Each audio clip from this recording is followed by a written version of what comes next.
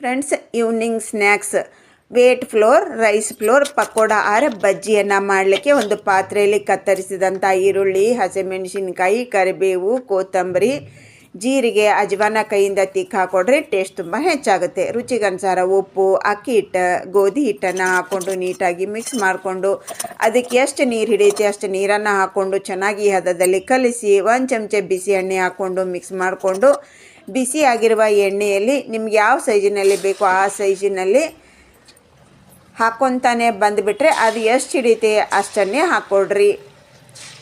ಸೈಜಿನಲ್ಲಿ ನಿಮ್ಗೆ ಇಷ್ಟನ ಪ್ರಕಾರ ಚಿಕ್ಕದು ದೊಡ್ಡದು ಎಷ್ಟಾದರೂ ಮಾಡ್ಕೋಬೋದು. ಎರಡೂ ಕಡೆ ನಾವು ಹೊಂಬಣ್ಣ ಬರುವಾಗೆ ಲೋ ಟು ಮೀಡಿಯಮ್ ಫ್ಲೇಮಲ್ಲಿ ಗರಿ ಆಗೋರಿಗೆ, ಕ್ರಿಸ್ಪಿ ಆಗೋರಿಗೆ ಫ್ರೈ ಮಾಡಿಕೊಂಡು ತಕ್ಕೊಂಡ್ಬಿಟ್ರೆ ನಮ್ಮ ಈವ್ನಿಂಗ್ ಸ್ನ್ಯಾಕ್ಸ್ ಆರೋಗ್ಯಕರವಾಗಿರುವಂಥ ಪಕೋಡ ಇಲ್ಲ ಬಜ್ಜಿ ರೆಡಿ. ಇಷ್ಟೇ ರೆಡಿಯಾಗಿ ಹೋಯ್ತು. ಟ್ರೈ ಮಾಡಿರಿ. Thanks for watching. ಬಾಯ್.